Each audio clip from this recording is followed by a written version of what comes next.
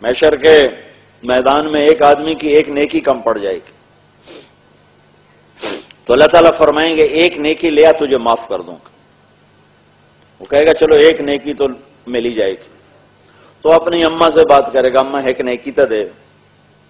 وہ کہے گی توبہ توبہ میں کتھوں دے ہوں، میں تو آپ بڑی لوڑ ہے۔ تو پھر وہ کہے گا چلو ابا ایک نیکی دے دے۔ ابا کہے گا پترا کہیں ہور نال گل کر، میں آپ آج بڑی لوڑ ہے۔ پھر وہ بیوی سے بات کرے گا، بچوں سے بات کرے گا، سب منکر ہو جائیں گے۔ کہے گا ہائے ایک نیکی سے مار کھا کے۔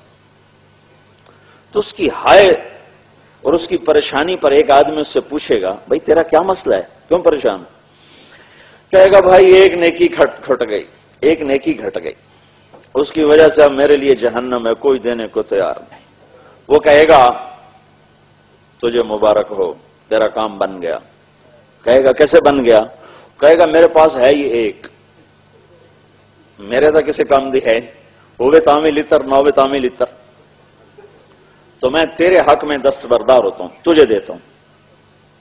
وہ تو چھلانگی لگاتا ہوا کہ اللہ میرا کام بن گیا، میرا کام بن گیا۔ وہ کیویں بن گیا تیرا کام، کیویں بن گیا؟ تو وہ کہے گا یا اللہ وہ فلاں آدمی کہہ رہا ہے کہ میں تمہیں نیکی دیتا ہوں، کہ اس کو بلاؤ، وہ بھی آ جائے گا۔ تو اللہ تعالیٰ اس سے فرمائیں گے تم اس کو نیکی دیتے ہو؟ کہ جی دیتا ہوں۔ کیوں دیتے ہو؟ آج تو ماں نہیں دیتی۔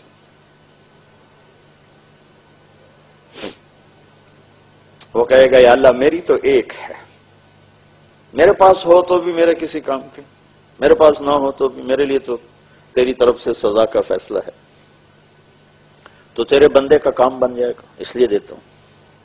تو اللہ تعالیٰ فرمائیں گے اچھا تو آج کے دن مجھ سے بڑا سخی بننا چاہتا ہے، آج مجھ سے بڑا سخی کوئی نہیں ہے، چل تیری اس سخاوت پر تو بھی جنت میں جائے اور یہ بھی جنت میں جائے۔